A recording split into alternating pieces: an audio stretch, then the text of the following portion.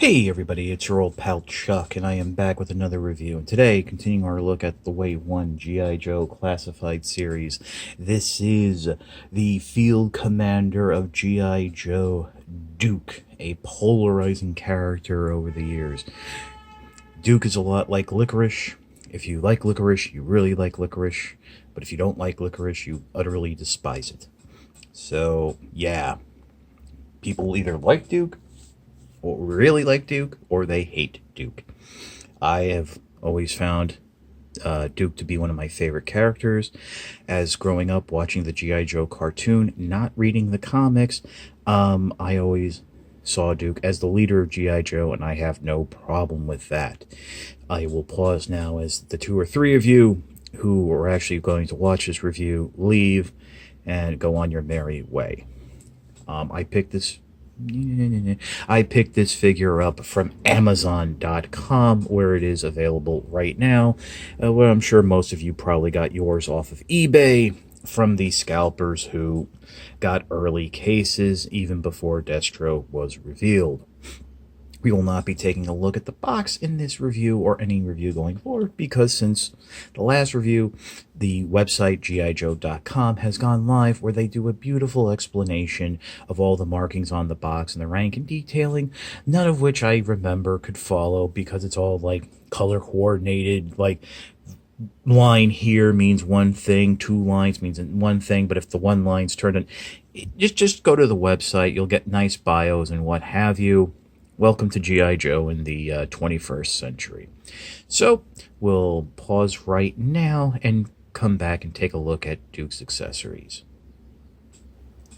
As I mentioned in previous reviews, the budget for 6-inch figures are spread out across the wave, so some figures will come with more accessories than others. For example, Scarlet came with a bunch of knives and her crossbow, where Roadblock only came with one knife and that giant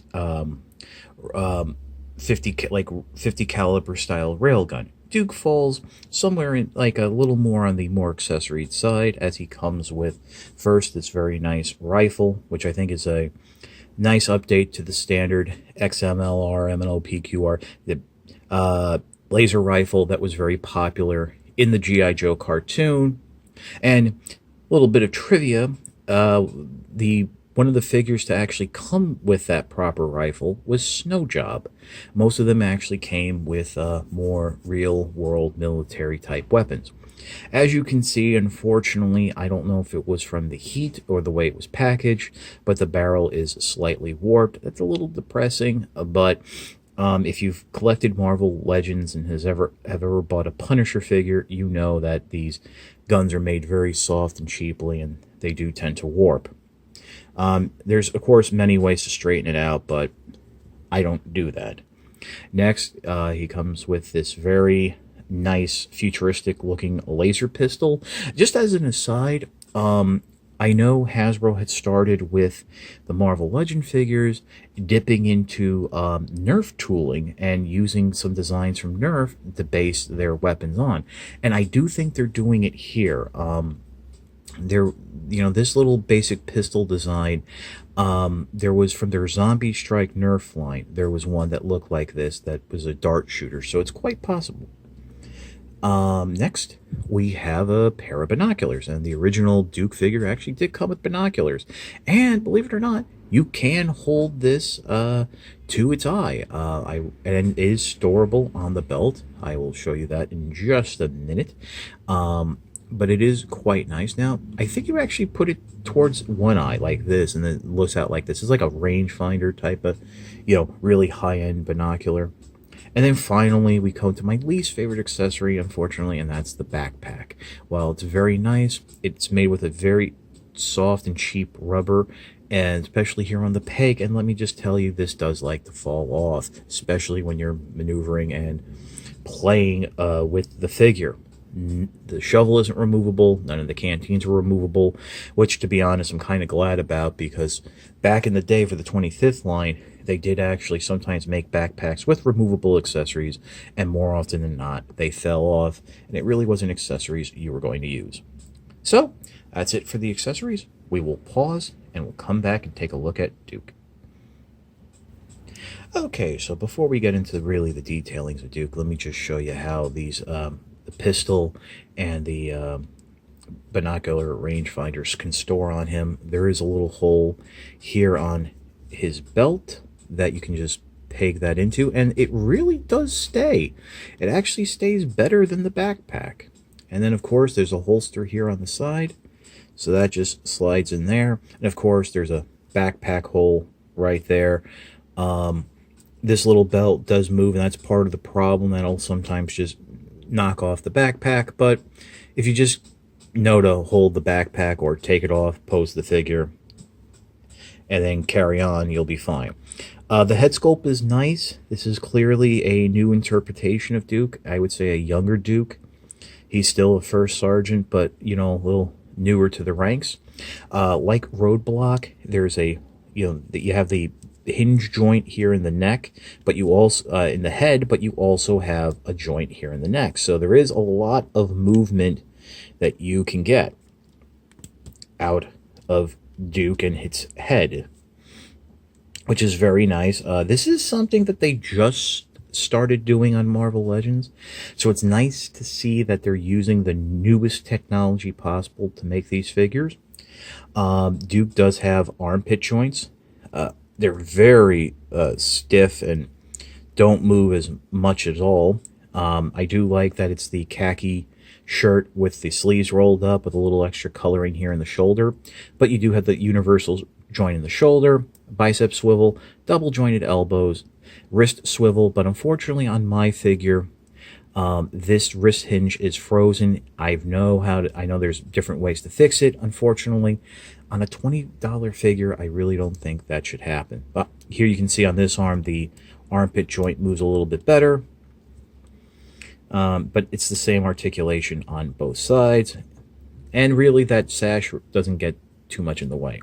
Now, in terms of the waist articulation, you do have that diaphragm hinge there. Sometimes it's a ball joint, other times it's not, and you do have a waist swivel. I want to say that's actually a ball joint because you do have a little bit of a rocking motion. Coming down to the pants, your typical military khaki pants, but there is that armor that a lot of people were freaking out about. The gold is much more subdued than it was in promotional photos, which I know a lot of people are happy about. Like Scarlet, like Roadblock, Duke does have that dropped hip feature.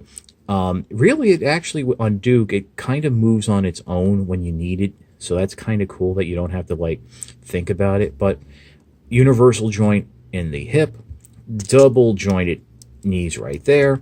And then we come down to the legs, and there's my problem. Oh, by the way, the holster is free moving, so you might have to swing it around on occasion. And there is a little swivel here at the upper part of the calf. Yes? Okay. So you come down here, there is a boot rotation right there. And unfortunately, if you can tell, the foot goes down, up, ankle pivot. Either the leg armor was molded off or the foot was attached off, because there's no way to get the leg looking perfectly straight. And that's something that I kind of bothers me a lot, because it just always will look a little off, in my opinion. And I mean, even on this, it's just like something seems off with the legs. I mean, it could just be me, and that maybe this armor is meant to look a little off. It really doesn't affect the figure standing. What does affect the figure standing is, like on some Marvel Legends, you really have to force the joints more than working naturally. Like on Scarlet, the joints moved naturally. It was very easy to pose this figure. On Duke, I find myself constantly having to fiddle with it to make sure everything is balanced. Like what I would consider a simple pose for a highly articulated figure would be something along the lines of this, where the legs are spread, but because of having ankles and what have you, it should be able to hold the balance. And as you can see, it's very hard to get Duke to balance properly. I find myself, pushing the weight forward, stuff like that, and he still wants to fall back. Now, keep in mind, I have both feet are on the ground planted. Let me try rotating the waist. You see, you got to there you go. So you got to rotate the waist, this and that. And whereas Scarlett, I was able to split the legs, pose, and it's fine. So there is that little bit of a fiddle function. So yeah, that's really just about it for Duke. We'll come back and I'll give you my final thoughts. I'll be honest, I really wanted to like Duke more than I do. Unfortunately, the frozen hand, the possibly offset foot, offset leg armor, and the overly fiddly nature of the articulation kind of takes this down a couple pegs for me. As it is, Scarlett is still the best figure I've reviewed thus far. And, while that's great, I really wanted to like Duke. Also, I was kind of hoping to get that ultimate version of Duke that we didn't get in the last line of G.I. Joe figures, where it's an animation accurate head that's like animation styling. The Duke figure that if you never bought another Duke figure, you would be happy with. Now, I'm sure if the Classified series is successful, going down the line, we will see them dip into the animation design and get into that classics masterpiece style territory where we'll get figures that are closer to their animation design. So while Duke isn't a bad figure, it's not one I would recommend you rush out and buy right away. Right now, the only one I would say you have to buy sight seen is Scarlett. So now that's the end of the review. If you really enjoy seeing me review G.I. Joe and other non-Transformer figures, it is critical that you support me on Patreon. I'll be very honest, the Classified series figures are not getting the views that I need to justify continuing reviewing them. That pretty much means after Wave 1, I won't be able to buy any more of these figures to review.